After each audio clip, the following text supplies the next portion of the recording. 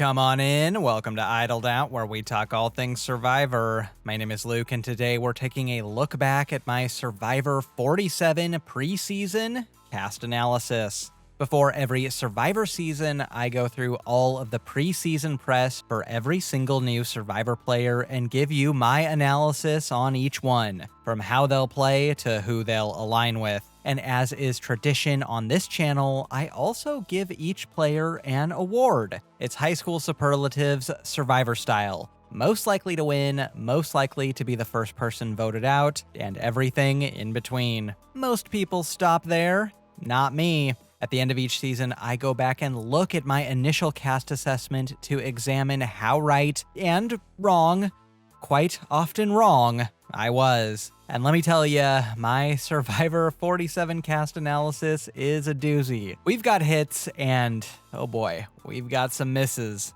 Along the way, I'll give myself a point for how accurate my read on each player was. I'll give a full point for a prediction that was more or less accurate, half a point for times I got some things right but other things wrong, and 0 points for players where I completely missed the mark. As always, I'll be shooting for a total of 9 points out of 18 possible. We'll be going in order of elimination, so obviously this will have major spoilers for Survivor 47.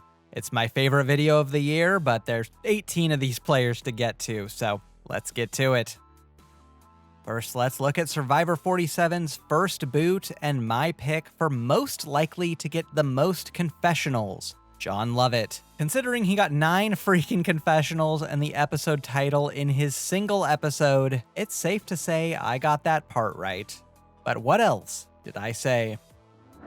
Whether he lasts 1 episode or 13, John is going to have an oversized presence in the edit. That makes sense to some degree. He's a former Obama speechwriter turned one of the most successful podcasters in the US. He's a natural storyteller with a sort of David Wright meets John Cochran charisma. But will that translate to success in Survivor? I think even the most diehard Lovett fans would admit that he's not the first person who comes to mind when you think of outdoor skills, so he's really going to have to lean on his social game. And parts of John's personality come off a bit strong to me. In his interviews, he's got this anxious energy and a tone that kind of feels like he's talking down to you at times. That's not intentional, but it definitely exists. My guess for John is that he's probably one of the first people out from this tribe, but there's David Wright upside for sure. And until he's gone, you can expect him to be the main narrator of this tribe. I'm gonna go full point on this one. It's clear Survivor had big expectations for John and milked him while they could, which was not long as I anticipated. But I think I accurately predicted both John's perception on the island as anxious and kind of difficult to work with, as well as how much airtime he would hog. Unfortunately for him, his tribe took love it or leave it, literally. That was a good start, and here's where things go wrong for me. Let's move on to second boot, TK Foster, who I awarded most likely to make the merge. Yeah, I was blinded by comparisons I saw to lovable challenge beasts of years past like Jonathan and Hunter. I thought TK would fit in there. Here's what I said.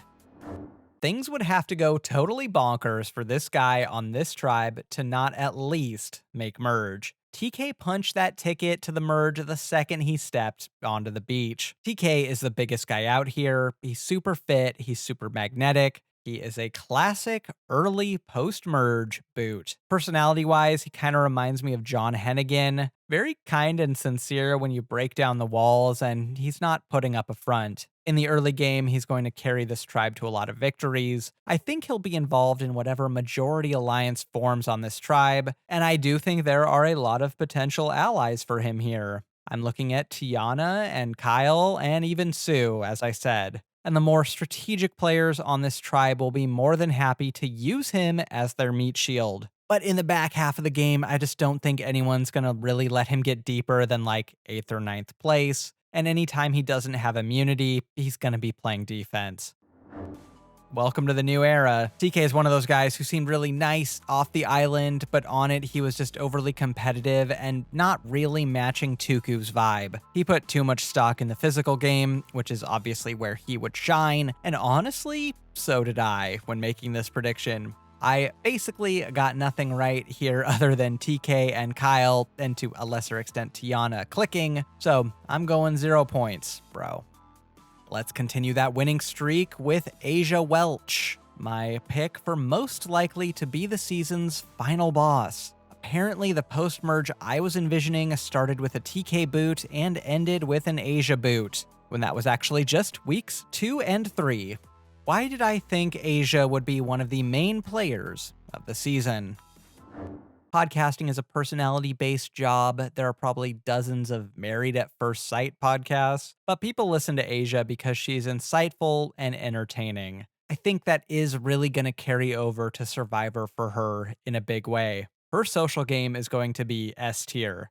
Aysha's a huge super fan of Survivor. She's a longtime fan who knows that social game is king, and she really wants to lean on her social chops in the game. And personally, I think she'll probably be at the center of this tribe socially. On paper, I think Aysha's very well equipped for the game in all aspects, and I just really struggle to see a world where she's an early out. I expect her to be one of the main strategic players of the season and possibly even make finale. My guess is she goes out somewhere between 6th and 4th place and is one of the final obstacles the winner must ultimately overcome.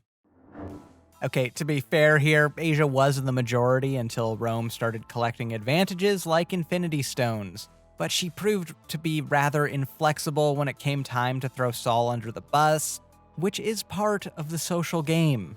Overall, I stand by my assertion that Aysha is the type of player who typically goes far, but she just couldn't podcast her way out of an early boot on 47. Another easy 0 points.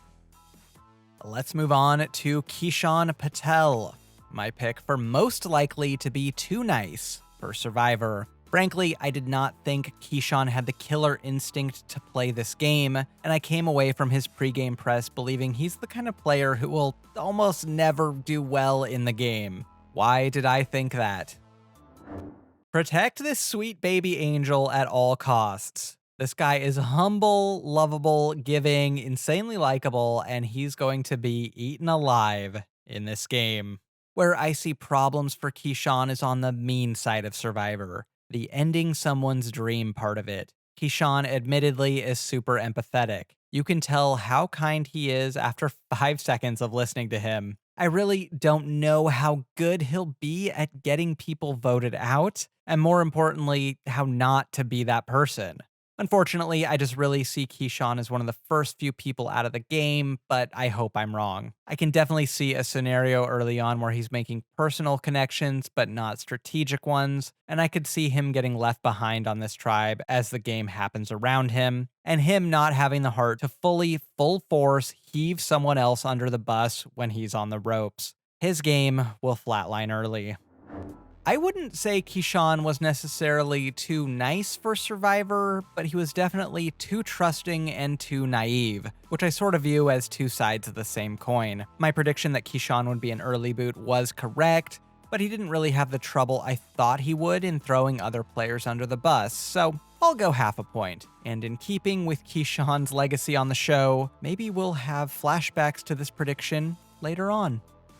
Next, let's look at my pick for first boot, Anika Dar. Anika was not the first boot, but this is closer to the actual first boot than a lot of my previous first boot picks have been, so I'm considering this a win.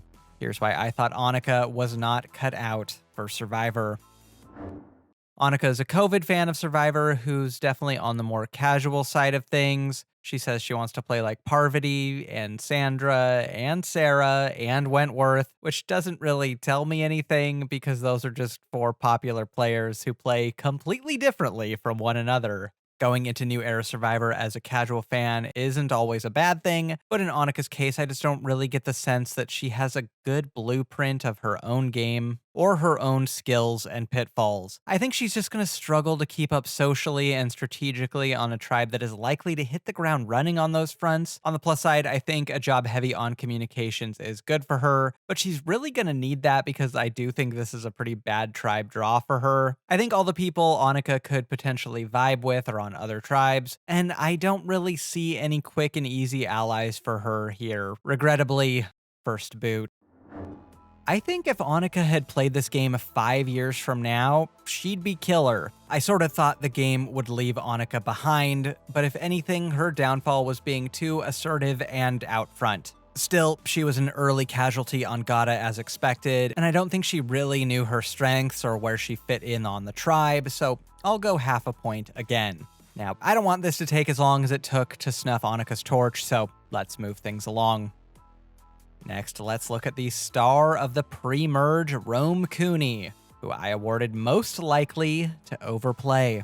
Well, called that. Rome overplayed from his first second to his last, but how did I know that he would? Rome's high energy, he's funny, he's charismatic, and he's overtly all of those things. I don't think he can turn it off, which means he's going to be beloved by a few and annoying to others. He's got a huge ego also. According to him, he's going to play idols like every round and win every immunity and never get a single vote and then win unanimously. And then everybody will stand up and clap. I'm really excited to watch this guy play because he's going to go really hard. Too hard. Ironically, the best thing that could happen to Rome in this game would be for his tribe to go to tribal early and often. It's hard to envision a target on his back on day 3, and getting his feet wet early in the game would probably suppress the urge to overplay that he definitely has. Overall, though, I do lean towards a deeper run for Rome. There's something about his smile that makes me think he'll be good at wriggling out of trouble, which he'll probably be in often. Rome will eventually be humbled hard, but I think it will be a while before his empire comes toppling down. Just as I thought, Rome was a chronic overplayer and overgamer who couldn't see past his own ego, and he was also the king of weaseling out of trouble by weaponizing his many advantages. And also, let's be real, his alliance with Genevieve. While I thought Rome would go deeper than he actually did, I still think a full point is warranted here. And if you don't like it, too bad. That's not a threat, it's an ultimatum. Let's move on to our final pre-juror, Tiyana Hollums, who I awarded least likely to be able to control her threat level. Pre-game, I thought Tiyana was a very well-rounded player with an aura too similar to a recent Survivor champ. Why did I think Tiyana was going to be one of the most dangerous players in the game? Tiyana's a huge triple threat in this game, but like Tiffany last season, I just don't really think she'll be able to keep that under wraps for very long. Tiyana reminds me of Dee a lot, and that is a problem for her. This isn't her fault, but having Big D energy is not the energy you want to have when the rest of this cast just saw her dominate her season top to bottom. Tiyana's problem is that she's just too overtly threatening to make a truly deep run in the game. Division 1 athlete, social butterfly, and decked out in immunity idols if she has anything to say about it. At what point is that clocked? My guess for Tiyana is that she's probably not going to be in a lot of trouble in the pre-merge. I think she'll probably have a decent relationship with almost everyone on her tribe, but by Final 7 or 8, even her allies will be looking to jettison her as soon as possible and give her a first-class ticket to the jury. Oh man, she wishes she made the jury. I'll go half a point for Tiyana. She had decent relationships on her tribe, but they were just that, decent. Well, I don't think Tiyana's main problem was her threat level per se. I do think I got her early game right.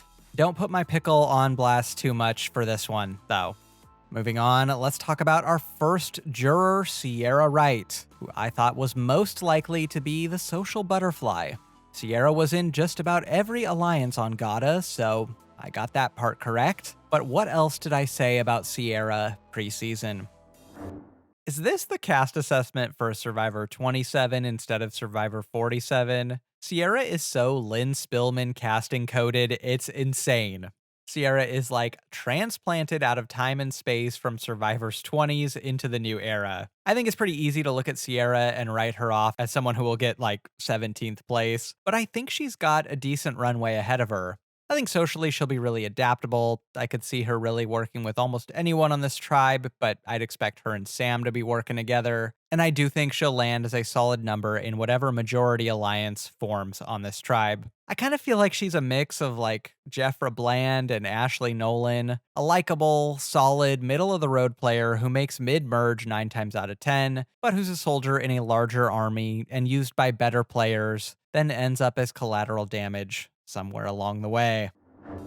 Where was I wrong? Sierra was a solid social player with lots of options until she was blindsided to break up her duo with Sam. She even lived up to that classic Lynn Spillman casting archetype with her non-existent showmance. Easy, full point on Sierra here. Next, let's look at Sol Yee, who I said was, most likely to be the villain, the most beloved guy on the cast. Here's what I got wrong about Sol. I get the sense that Sol will play fearlessly in a season where a lot of players want to play it safe, and that's really exciting. In general, I'd advise against coming out of the gate so hot, but I think Sol just has this bizarre magnetism to him that I think he could make that work. I don't see him as some big majority alliance leader, but I very easily see him as an unkillable Russell or Q-esque figure with one or two tight allies. Also, am I crazy, or is there a hint of Coach in here? Go listen to him talk. Sol has this assertive, mysterious, arrogant, borderline philosophizing way of speaking that to me kind of comes across as coachish. Maybe I'm the only one, but I'm calling it now. I definitely think Sol is someone you can bank on making the merge. He's the strongest person on his tribe, he's got cult leader magnetism, and he's willing to play hard. And I think he'll be villainous and ice cold. I'm thinking he'll ride the Sol train to the end game. The Sol power was not with me here. This was a bad misread. Sol was one of the heroes of the season, and not the kind of intense weirdo I thought he was going to be. I'm going to take my 0 points in shame and move on. Bart. Next, let's look at Gabe Ortiz, who I said was most likely to think he's the mastermind. Considering he called his shot on a return on his way out the door, it's safe to say that Gabe considers himself a Survivor legend. How did I know Gabe would think he's the Survivor GOAT? It's fitting that we have a Jelinski 2.0 on Survivor 40 Several. This guy has early game flameout written all over him, but he'll be so fun to watch the handful of episodes he's around. Gabe's here to play hard and make big moves and put his name in the Survivor history books. He says he doesn't really care about anyone else here. He's here to get in, get out, and get his million, and he couldn't care less about making friends. He's very Russell in that way, and that's also a player he compares himself to. My read on Gabe is that he's going to think he's running the show and has everyone in his pocket. He's going to have fun with his island antics, and it'll last about 3 or 4 episodes. Gabe's here for a good time, not a long time. Gabe definitely made that new era Mount Rushmore in his own mind. But he actually played a fairly boring but also pretty good low-key game built on social bonds. Gabe was a much better and less chaotic player than I expected, but it's weird because he still talked in confessionals like he was playing like Russell Hantz. Half a point? He talked the talk I thought he would, but he didn't really walk the walk. Fortunately for him, if he had walked the walk, he would have been walking out of Tribal Council on like day 7. Next, let's look at my pick to win the game, Kyle Ostwald. Kyle was a huge fan favorite, immunity beast, and most importantly, Sue's arch nemesis. But he did not win the game. Why did I think Kyle was taking home the title of Survivor 47 winner? Maybe this winner pick is just me trying to manifest something, but I think Kyle has what it takes to win. Kyle compares himself to Jesse, and I do really agree with that comparison. They're both family men from rough backgrounds coming to Survivor to provide for their family at any cost. I'm a tad worried that Kyle lacks the killer instinct that Jesse had to make those really difficult but necessary decisions. There's an element of Ian in here, and it's not just the hair. But I really do think Kyle's going to have a lot of success in the game. He's physical, he'll be great in camp, and he's got this low-key charm that is going to make him instantly beloved on this tribe, and I don't think he'll be wanting for allies at all. Strategically, he wants to take all the big threats to the end, so, not loving that for him, but in general, it's just hard for me to see an early finish for Kyle. I think with him, we're in store for a really social, unflashy, but nevertheless impressive Tommy-style game built on close bonds and good timing. He's like if Cody and Jesse had a baby, and he's got the skills necessary to win in the new era: sincerity, likability, and motivation. So close. He was only 5 immunity wins away from winning. While Kyle didn't win the game, my read on him was not that far from reality otherwise. Although he initially stumbled early in the game when he was aligned with TK, Kyle developed a reputation as a lovable, hardworking guy who no one wanted to go to the end with. I thought Kyle would have a bit more strategy than just comping out, but overall, I'd say half a point is good here for Kyle. Don't tell Sue. Next, let's look at our Operation Italy victim, Caroline Vidmar, who I said was most likely to not know her own perception. On paper for Caroline, I saw a player who didn't really know that she would be rubbing people the wrong way, and who would struggle with connections in the game because of it. Here's why I thought that. In real life, Caroline is super accomplished. She seems really smart and motivated, but there's this understandable tinge of arrogance in her interviews that I don't think bodes super well for her game. And I feel like Caroline is simply going to be her own worst enemy. I just don't think Caroline's really aware of the know-it-all vibe that she kind of gives off. It kind of reminds me of Ellie or Emily in the early part of 45. Caroline also says she's very blunt and emotional, which are 2 qualities that can really put a target on your back in the early part of the game when people are looking for any reason to vote someone out. I wouldn't be surprised if she is a player who kind of ends up on the outs a lot early on and only has 1 or 2 strong connections throughout the game. I could see things going either way for Caroline, but overall I'm leaning towards an earn the merge early jury finish, where she'll have all the time in the world to consult on strategy with all the other early jurors. This is a 0-pointer for me. Caroline was well-liked, and I think had a solid perception of herself and her place in the game, and she was not the aloof gamebot I thought she would be. And Caroline was basically in control her entire time in the game until she got Andied, which, hey, to be fair, happened to like half this cast. Let's move on to our first boot of the 2-part finale, star of the season Andy Ruida, who I said was the most likely superfan to succeed. The young male Survivor superfan is a hallmark of the new era, and there have been some strategic high highs and strategic low lows in this archetype. And Andy impressively embodied both. Here's why I thought Andy was primed for success.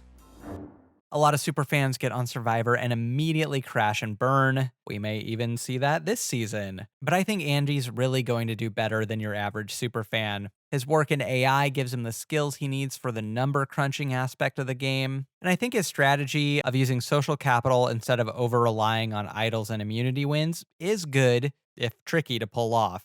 On the flip side, Andy's already talking about vote splits and plurality votes, and those are super risky moves to even talk about, let alone attempt. So there is the possibility that a vote gets flipped onto Andy early on after he tries to overcomplicate things.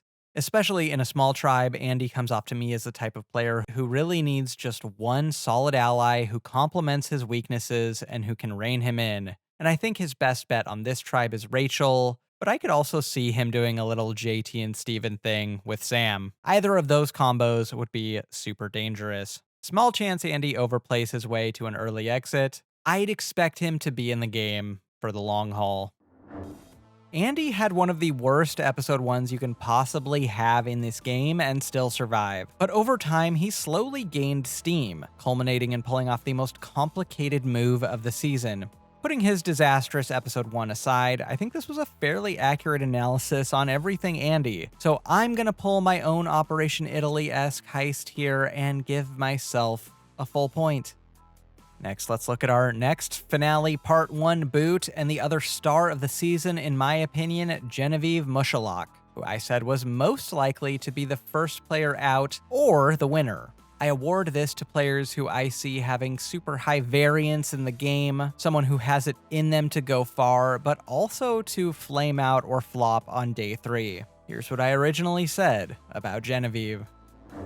I'll be honest, I think Genevieve is going to be a blast to watch. She wants to lie about being a lawyer, but doesn't really have a lie fully cooked up yet. And she says she's going to be terrible at lying anyway. So that will be fun. She's the kind of person who typically does very well, but she really comes off as weirdly unprepared. She didn't practice making fire or building shelter because Baldur's Gate 3 had just come out and she was obsessed with that. She probably should have ignored that game harder than I ignored Will my entire Baldur's Gate 3 run. I get the sense that she feels that the game will just come naturally to her, and I can really see her coming out of the gate overconfident, but then actually in reality struggling socially to fit in. On the flip side, I think Genevieve is pretty charming and seems easy to talk to, and there are some pretty overtly threatening players on her tribe. She can pit those people against each other and survive the early game. I think she'll find her place. Plus, Canada. I'm leaning towards the earlier boot side of things for Genevieve, but it's really not out of the question that she'll get to litigate her case at Final Tribal. I think half a point sounds fair for Genevieve. I got the could win part right. I did not get the could be first out part right. Genevieve was really good at getting her way and pitting players against each other to obscure her own target, but I think my analysis of her as overconfident rings untrue. She was justifiably confident. Genevieve was a big surprise for me in a good way, and I really hope we'll get to see her play again. Let's move on to our finale part 2 fire-making loser, Teeny Chirichio, who I said was most likely to be underestimated. Teeny unfortunately had a rough road in the game after like day 5 and was often not super in the know. So was Teeny underestimated or estimated correctly? Here's why I thought everyone would count Teeny out preseason. Teeny's a longtime fan of the show who says they're going to have a Mike White-esque power to build very sincere bonds very quickly. And I do think Teeny has this comforting and unassuming quality that is going to give them the ability to fade into the background to the detriment of others.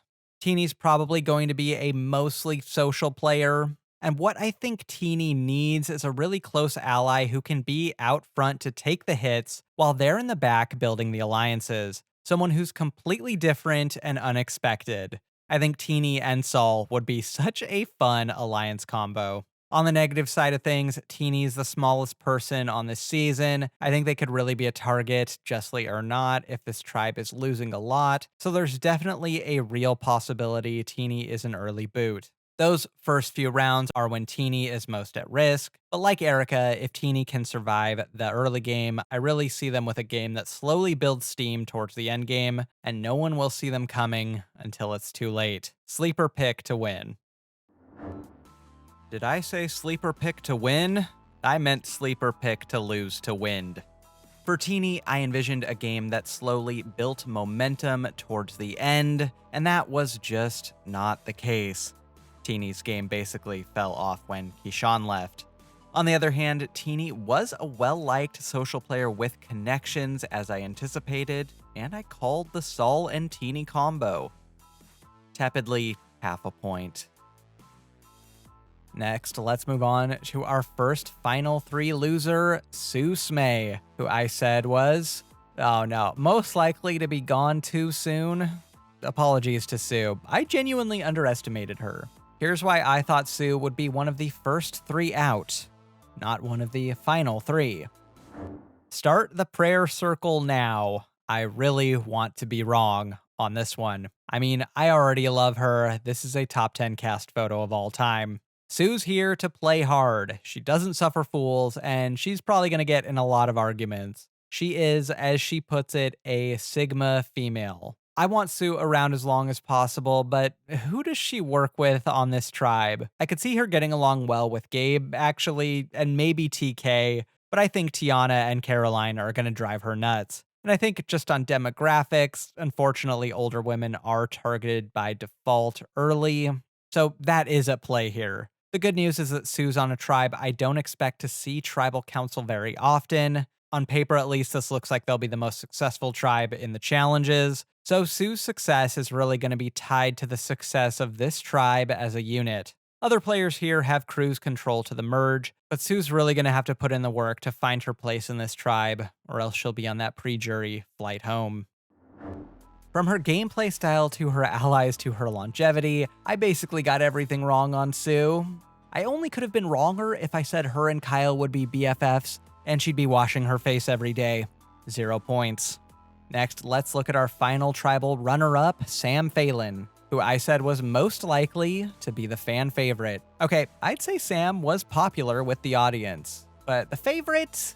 Here's why I thought Sam would be the glue guy of America's heart. Impossible not to love this guy. He's got this sort of golden retriever energy that reminds me of John Mish in the best way possible. He compares himself to Devin from season 35, and I do see that, but I actually see him closer to Jake from Survivor 45 in that there's more to Sam than meets the eye. I think that gives him a lot of room to wiggle on this tribe, and he'll be able to connect with a lot of people pretty easily. Great vibes, looks harmless, the kind of guy who could get caught red-handed grabbing an idol and get away with it by laughing it off.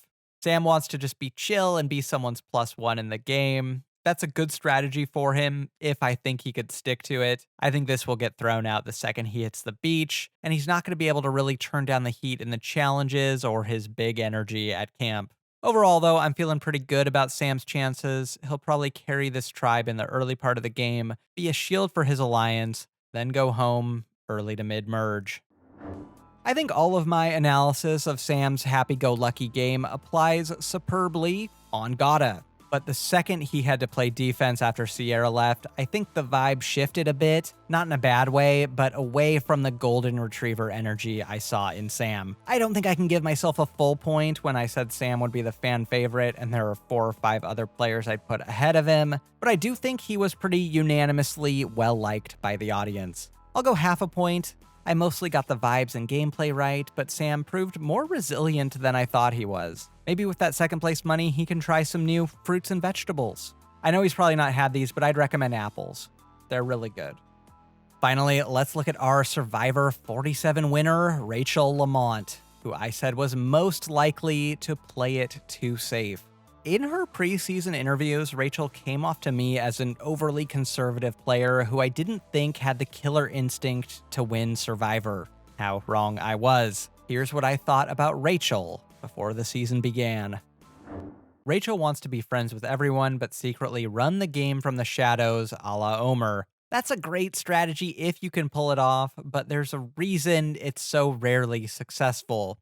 Dovetailing with that, Rachel really wants to come across as extremely average at everything. Average at challenges, average socially, average strategically.